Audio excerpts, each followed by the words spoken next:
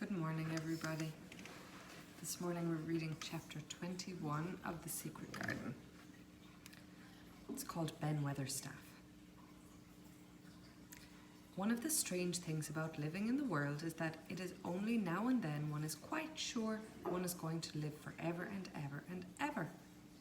One knows it sometimes when one gets up at the tender solemn dawn time and goes out and stands alone and throws one head far back and looks up and watches the pale sky slowly changing and flushing and marvellous unknown things happening until the east almost makes one cry out and one's heart stands still at the strange, unchanging majesty of the rising of the sun, which has been happening every morning for thousands and thousands and thousands of years.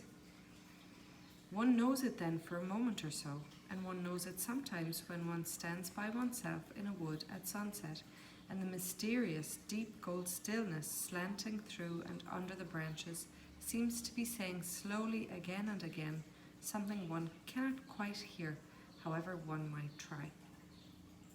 Then sometimes the immense quiet of the dark blue at night, with millions of stars waiting and watching, makes one sure, and sometimes a sound of far-off music makes it true, and sometimes a look in someone's eye. And it was like that with Colin when he first saw and heard and felt the springtime inside the four high walls of a hidden garden. That afternoon the whole world seemed to devote itself to being perfect and radiantly beautiful and kind to one boy. Perhaps out of pure heavenly goodness the spring came and crowded everything it possibly could into that one place. More than once Dickon paused in what he was doing and stood still with a sort of growing wonder in his eyes, shaking his head softly.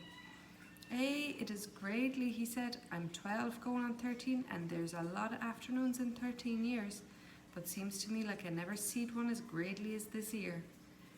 "Aye, it is a gradely one," said Mary, and she sighed for mere joy. "I'll warrant it's the gradeliest one ever was in this world." "Does the think," said Colin with dreamy carefulness, "as happen it was made like this ere all a purpose for me?" "My word," cried Mary admiringly, "that there was a bit of good old Yorkshire. Thou'rt shapen first rate, thou'rt." And delight reigned. They drew the chair under the plum tree, which was snow white with blossoms and musical with bees. It was like a king's canopy, a fairy king's. There were flowering cherry trees near apple trees whose buds were pink and white, and here and there one had burst open wide. Between the blossoming branches of the canopy bits of blue sky looked down like wonderful eyes. Mary and Dickon worked a little here and there, and Colin watched them. They brought him things to look at, buds which were opening, buds which were tight closed, bits of twig whose leaves were just showing green, the feather of a woodpecker which had dropped on the grass, the empty shell of some bird early hatched. Dickon pushed the chair slowly round and round the garden, stopping every other moment to let him look at wonders springing out of the earth or trailing down from trees. It was like being taken in state round the country of a magic king and queen and shown all the mysterious riches it contained. "I wonder if we shall see the robin," said Colin.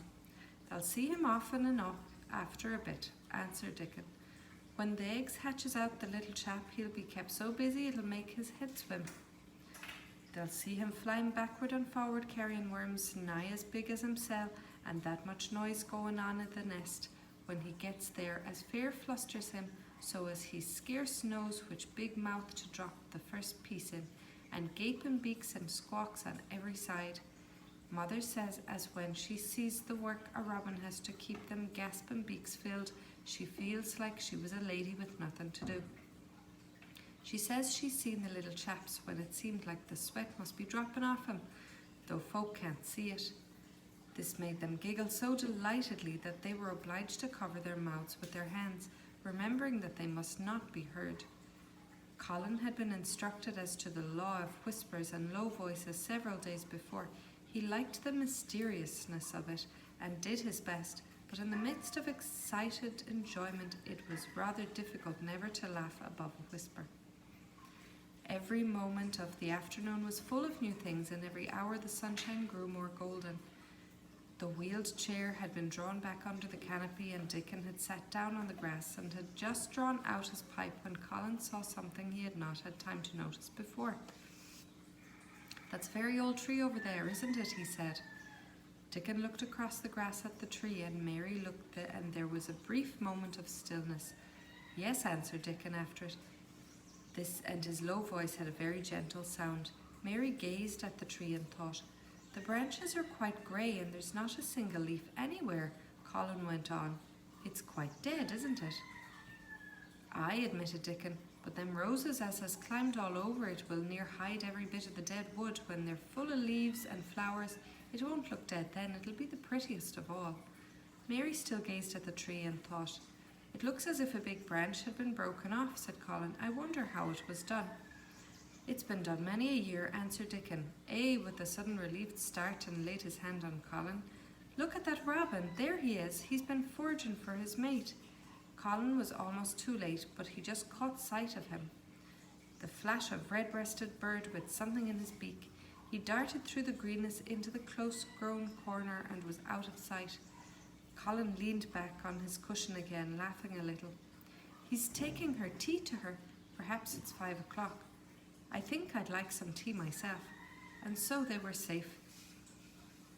"It was magic which sent the robin," said Mary secretly to Dickon afterward. "I know it was magic."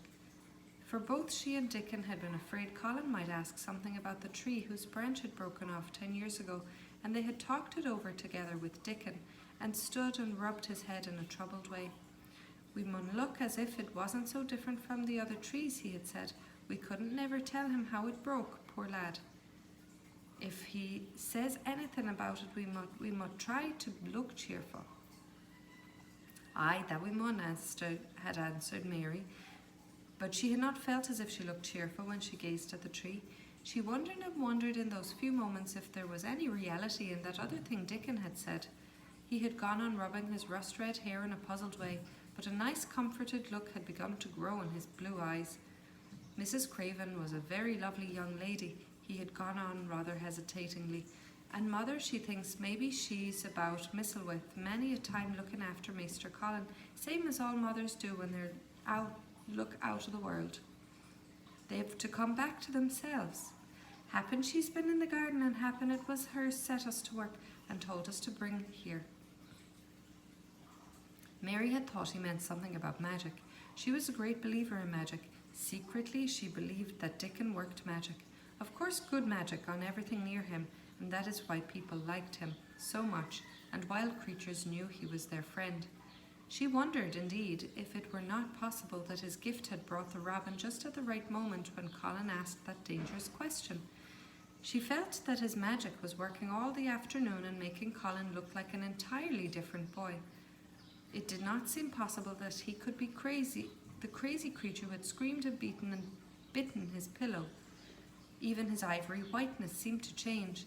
The faint glow which had shone on his face and neck and hands when he first got inside the garden really never quite died away. He looked as if he were made of flesh instead of ivory or wax. They saw the robin carry food to his mate 2 or 3 times, and it was so suggestive of afternoon tea that Colin felt they must have some. "Go and make one of the men servants bring some in a basket to the rhododendron walk," he said, "and then you and Dickon can bring it here." It was an agreeable idea, easily carried out, and when the white cloth was spread upon the grass with hot tea and buttered toast and crumpets, a delightfully hungry meal was eaten, and several birds on domestic errands paused to inquire what was going on, and were led into investigating crumbs with great activity. Nut and Shell whisked up trees with pieces of cake, and Soot took the entire half of buttered crumpet into a corner and pecked at it, and examined and turned it over and made hoarse remarks about it until he decided to swallow it all joyfully in one gulp. The afternoon was dragging toward its mellow hour. The sun was deepening with gold off its lances. The bees were going home and the birds were flying past less often. Dickon and Mary were sitting on the grass. The tea basket was repacked, ready to be taken back to the house, and Colin was lying against his cushions with his heavy locks pushed back from his forehead and his face looking quite a natural colour. I don't want this afternoon to go, he said, but I shall come back tomorrow, and the day after, and the day after, and the day after. You'll get plenty of fresh air, won't you? Said Mary. I'm going to get nothing else, he answered. I've seen the spring now, and I'm going to see the summer. I'm going to see everything grow here. I'm going to grow here myself.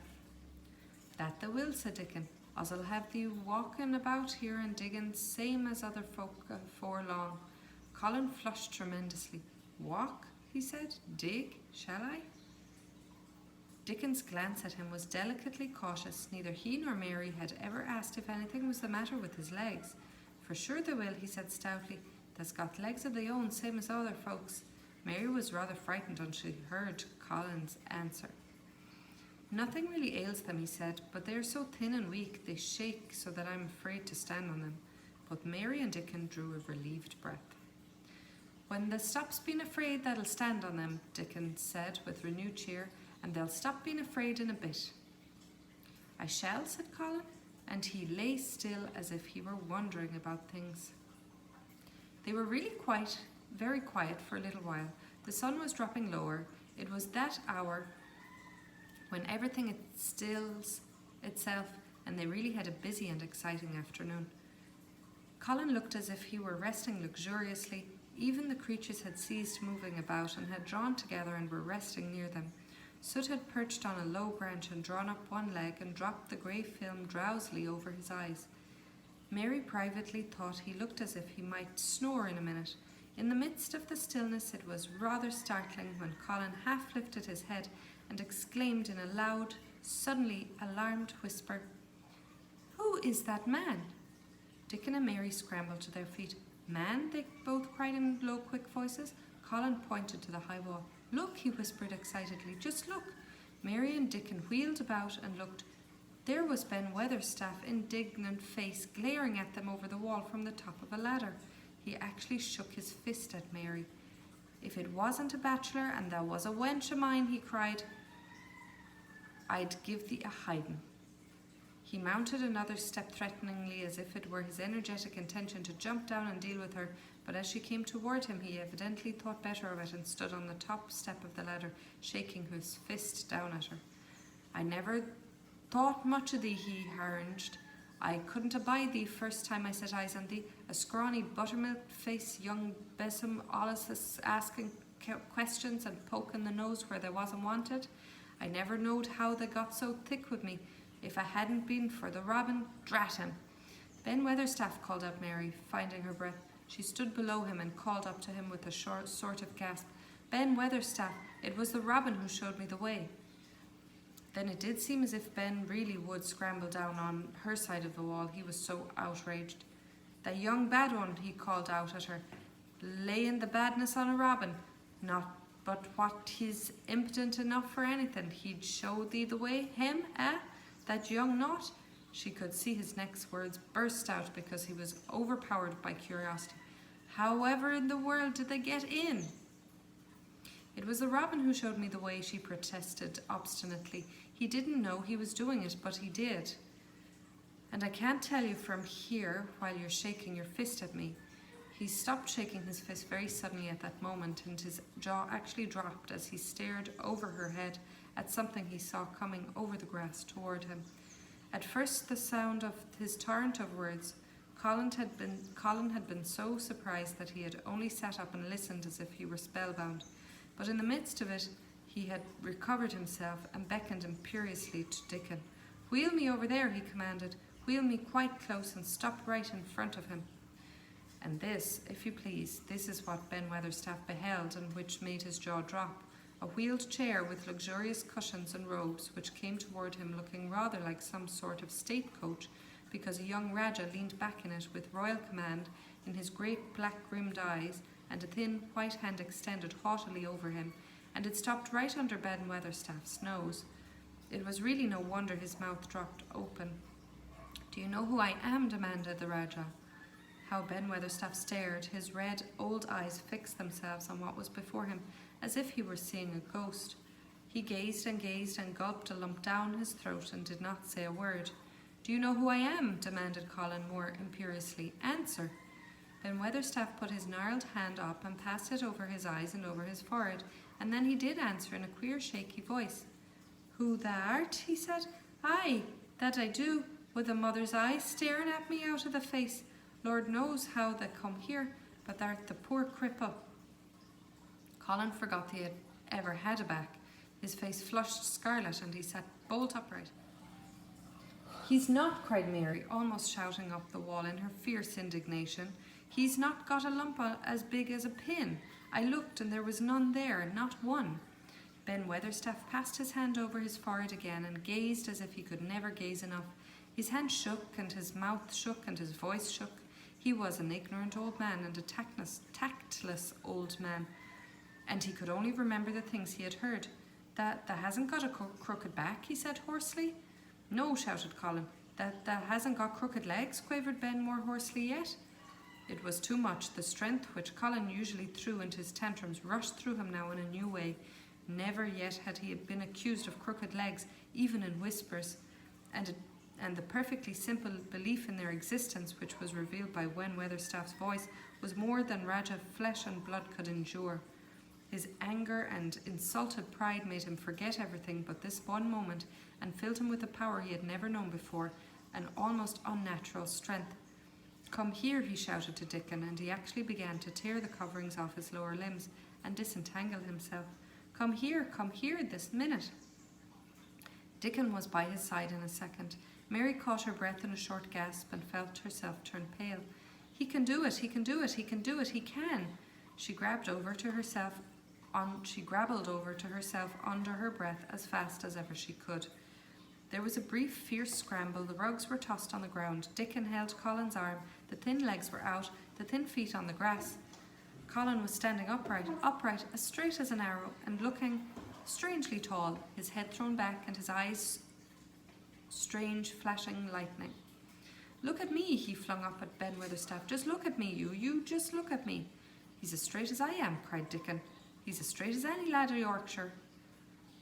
What Ben Weatherstaff did, Mary thought queer beyond measure. He choked and gulped, and suddenly tears ran down his weather-wrinkled cheeks as he struck his hands together. "Eh," he burst forth, "the lies folk tells. Thou'rt as thin as a lath and as white as a wraith, but there's not a knob on thee. They'll make a mon yet, God bless thee." Dickon held Colin's arm strongly, but the boy had not begun to falter. He stood straighter and straighter and looked Ben Weatherstaff in the face. "I'm your master," he said. "When my father is away and you are to obey me, this is my garden. Don't dare to say a word about it. You get down from that ladder and go out to the long walk, and Miss Mary will meet you and bring you here. I want to talk to you. We did not want you, but now you will have to be in the secret. Be quick." Ben Weatherstaff's crabbed old face was still wet with that one queer rush of tears. It seemed as if he could not take his eyes from this thin, straight Colin standing on his feet with his head thrown back. "Eh, lad," he almost whispered. "Eh, my lad." And then, remembering himself, he suddenly touched his hat gardener fashion and said, yes, sir," and obediently disappeared as he descended the ladder. That was chapter 21. Tomorrow we will read chapter 22. Have a great day. Bye-bye.